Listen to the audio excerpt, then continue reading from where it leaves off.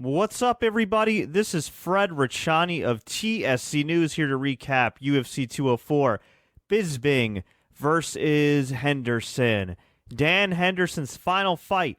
Would he walk out into UK in enemy territory as the UFC middleweight champion, the title that has eluded him all his career? Sure, he won a tournament back in the day, but as far as official titles go, he held the Strikeforce title. He held the Pride titles, but the UFC title always eluded him. And unfortunately for him tonight in his final fight, it did, because Michael Bisping defeated Dan Henderson in a hard-fought battle via unanimous decision. That's right, these two men gave each other everything they could handle, back and forth action.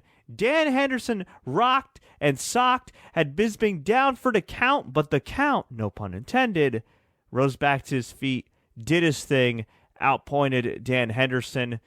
This was a really close fight, and the scorecards were 48-47, 48-47, and 49-46, which made my buddy Ben, who's a huge Dan Henderson fan, lose his mind. And honestly, I was a little shocked about the 49-46 card myself, but this is one of those fights where I guarantee if you watched it 10 times, you might score it 10 different ways. Well, maybe not 10 different ways, but, multiple different ways. It was a very, very close fight. Dan Henderson, in his post-fight speech himself, said, you know what?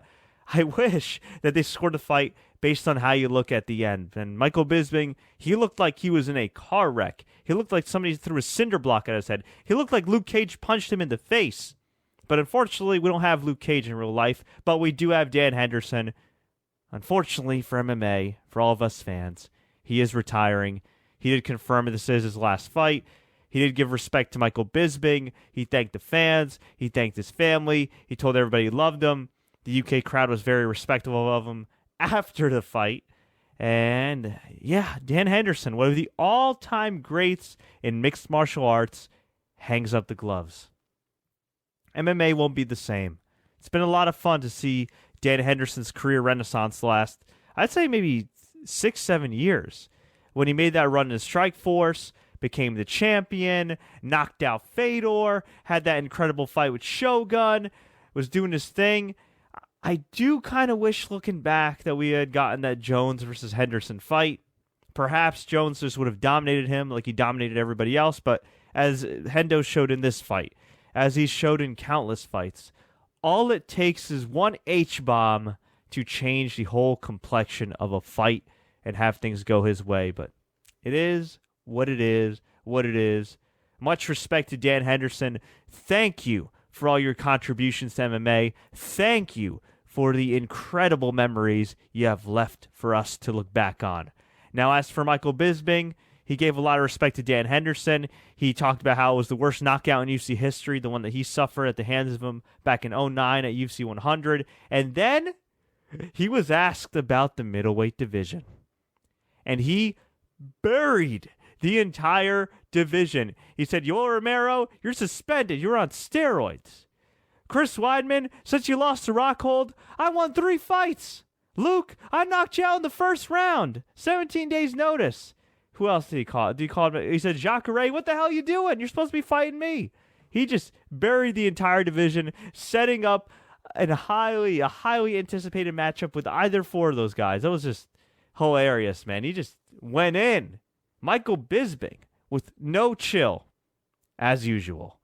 We had the co-main event, which featured one of Hendo's rivals, Vitor Belfort, a guy who may retire after this fight. He lost to Gegard Mousasi round number 2 via TKO, a series of punches. Belfort looked decent early on, much like Dan Henderson. He's a guy that if he rocks you, if he socks you, he might just got you, but not tonight. Jimmy Manuwa, speaking of punches, knocked out OSP Ovince St. Preux cold. Round 2, 238 of round 2. Kind of a mild upset because OSP looked decent against John Jones by a guy getting dominated by John Jones standards. Some people thought, hey, maybe he could build upon this loss, and instead he loses to Jimmy Manuwa in epic fashion. We had Stefan Struve defeat Daniel Omelianchuk, I hope I pronounced that correctly, via Darce choke submission round number 2. Daniel held his own in round number 1, but Stefan Struve, using that big, lanky frame and his submission skills, got the win. We had Mirsad Bektik defeat Russell Doan via rear naked choke round number 1. We had Uriel Kantara defeat Brad Pickett via triangle choke round number 1 in the prelims. Damian Stasiak, no relation to Sean or Stan the Man Stasiak, defeated Davey Grant via submission armbar round number 3.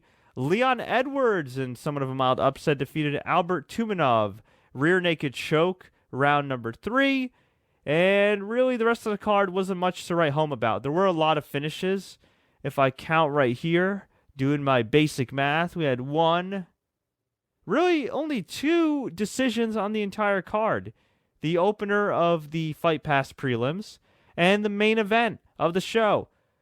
The problem is, this show did not have a whole lot of names. It did not have a whole lot of star power. And it was quite frankly lost in the shuffle in the midst of UFC's barrage of shows. We had UFC Portland. We had UFC Vancouver. We've had UFC everything recently. We had UFC 203 with the whole CM Punk deal. We have UFC 205 coming up. There's just been a ton of shows to keep up with. We had this Chris Cyborg card just a couple weeks ago that did a great rating. So now we set our sights to UFC 205. Conor McGregor looking to make history, taking on Eddie Alvarez for the lightweight championship. He could be the first UFC fighter in history to hold 2 UFC titles simultaneously, which would be huge. Now, if I recall correctly, Dan Henderson, after the Pride acquisition, came in as a dual champion, but that was as a dual champion in Pride, not in the UFC. As for other events before UFC 205, we were to have UFC Fight Night Manila, but unfortunately, that was canceled because, well, the Filipino government is a little nuts.